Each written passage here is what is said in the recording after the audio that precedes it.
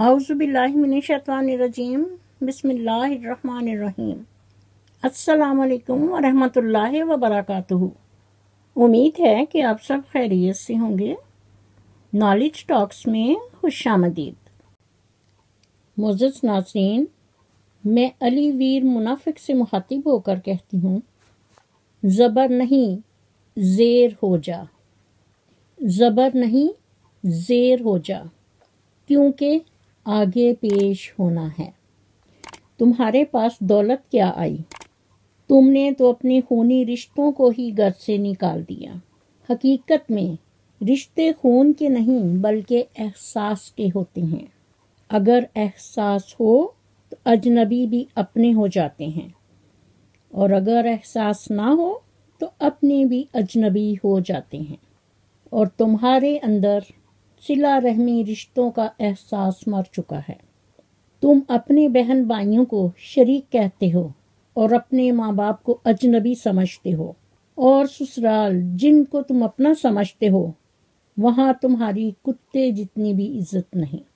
تاریخ اور ہسٹری میں تم جیسے لوگوں کے لیے کہا جاتا ہے کہ ساری زندگی وہ اپنی عزت بنانے میں لگے رہتے ہیں کہ ان کی ناک کسی طرح سے اونچی ہو جائے، پر ایسا وہ کر نہیں سکتے اور نہ ہی ہوتا ہے، کیونکہ ہوتا وہی ہے جو منظور خدا ہوتا ہے۔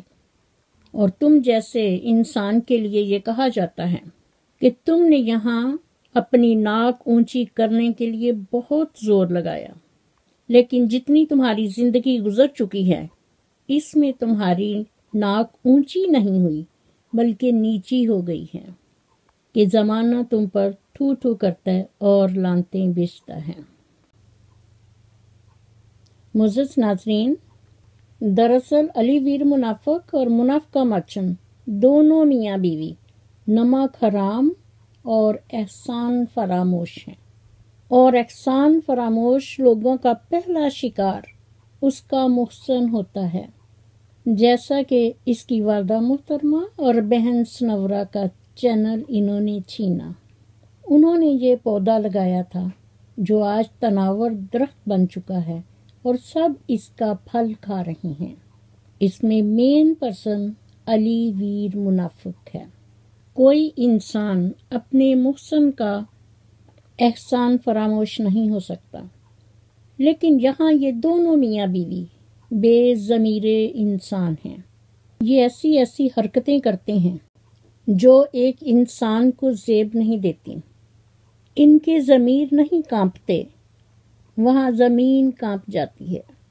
معزز ناظرین، میں ان دونوں میاں بیوی علی ویر منافق اور منافقہ مرچن سے مخاطب ہو کر کہتی ہوں، دل میں خدا کا ہونا لازم ہے منافق اور منافقہ، دل میں خدا کا ہونا لازم ہے منافق اور منافقہ، سجدوں میں پڑے رہنے سے جنت نہیں ملتی۔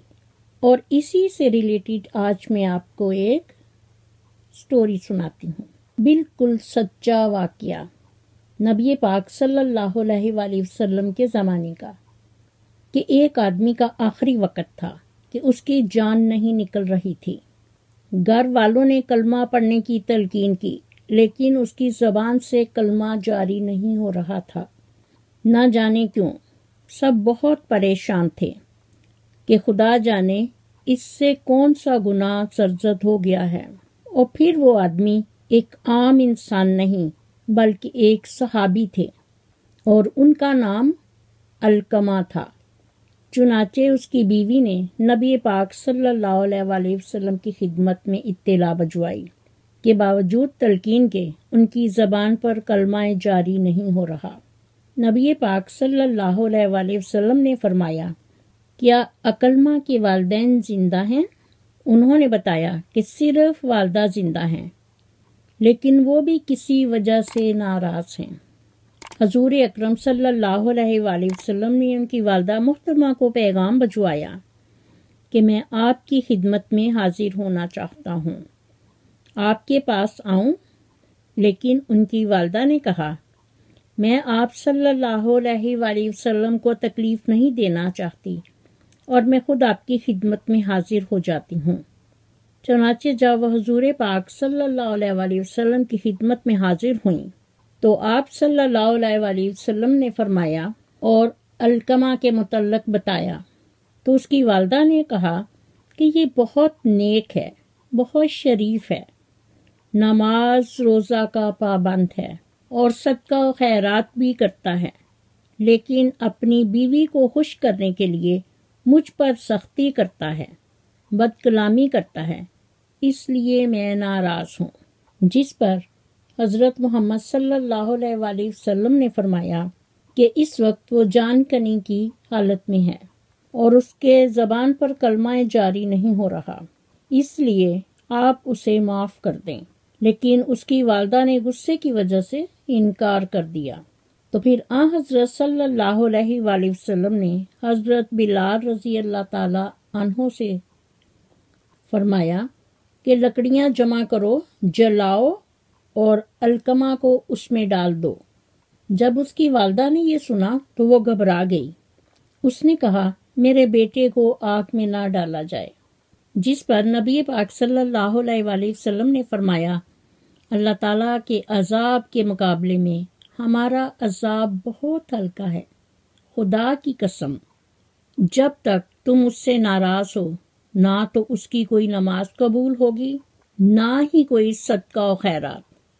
جس پر اس کی والدہ نے کہا کہ میں آپ صلی اللہ علیہ وآلہ وسلم کو گواہ بنا کر کہتی ہوں کہ میں نے اس کی تمام غلطیوں کو درگزر کرتے ہوئے اسے معاف کر دیا، اس لیے آپ اسے آگ میں نہ ڈالیں۔ تو نبی پاک صلی اللہ علیہ وآلہ وسلم نے فرمایا کہ اب پوچھو علقمہ کا کیا حال ہے؟ جواب ملا کہ اس کی زبان سے کلمہ جاری ہو گیا ہے اور پھر اس کی جان نہایت آسانی سے نکل گئی۔ معزز ناظرین، پھر آپ صلی اللہ علیہ وآلہ وسلم نے ان کے غسل اور کفن کا حکم دیا اور خود اس کے جنازے میں تشریف لے گئے۔ دفن کرنے کے بعد آپ صلی اللہ علیہ وآلہ وسلم نے فرمایا جس آدمی نے اپنی ماں کی نافرمانی کی یا اسے تکلیف دی یا اس سے بد کلامی کی تو اس پر خدا تعالی کی لعنت ہے، اس پر فرشتوں کی لعنت ہے اور تمام انسانوں کی طرف سے لعنت ہے۔ اللہ تعالیٰ اس کا کوئی نیک عمل قبول نہیں کرتا جب تک وہ توبہ نہ کر لے اور اپنی ماں سے معاملہ کر کے اسے راضی نہ کر لے۔ استغفر اللہ ربی من کل ذنب و اتوب الیہ۔ تو علی ویر منافق پڑھوے آپ اپنے آپ کو پڑھا لکھا کہتے ہو اور مسلمان بھی ہو، تو تم ان چیزوں کو کیوں نہیں جانتے کہ اللہ تعالیٰ کی رضا ماں باپ کی رضا میں ہے اور اللہ تعالیٰ کا غصہ ماں باپ کے غصہ میں، کہ ماں باپ کی ناراضگی سے اللہ تعالیٰ خوش نہیں ہوتے بلکہ اس میں اللہ تعالیٰ کی ناراضگی شامل ہو جاتی ہے جب تک وہ انسان توبہ نہ کرے۔ معزز ناظرین، اس واقعہ کو پڑھ کر ہم سب سوچیں گے کہ ایک صحابی نے ماں کی ذرا سی نافرمانی کی تو ان کے ساتھ یہ معاملہ پیش آیا، جبکہ وہ نیک، شریف، پرہیزگار تھے، اور ایک طرف ہم ہیں کہ ہمارے پلے کچھ بھی نہیں اور ماں باپ کا دل دکھانے سے کچھ لوگ باز نہیں آتے، تو پھر اللہ تعالیٰ سے کس طرح کی امیدیں وابستہ رکھتے ہو؟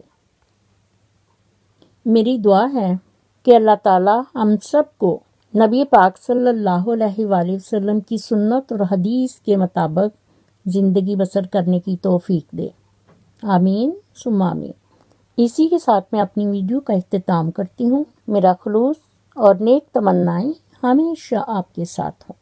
مزید نالج ٹاکس کی ویڈیو دیکھنے کے لیے میرے چینل کو سبسکرائب کر کے ساتھ ہی بیل آئیکن کے بٹن کو ضرور پریس کیجیے تاکہ میری آنے والی ویڈیو کا نوٹیفیکیشن آپ کو سب سے پہلے ملے، اور کومنٹ باکس میں اپنا فیڈ بیک ضرور دیجیے۔ شکریہ۔ مجھے بھی اپنی دعاؤں میں یاد رکھیں۔ اللہ حافظ۔ پاکستان زندہ باد۔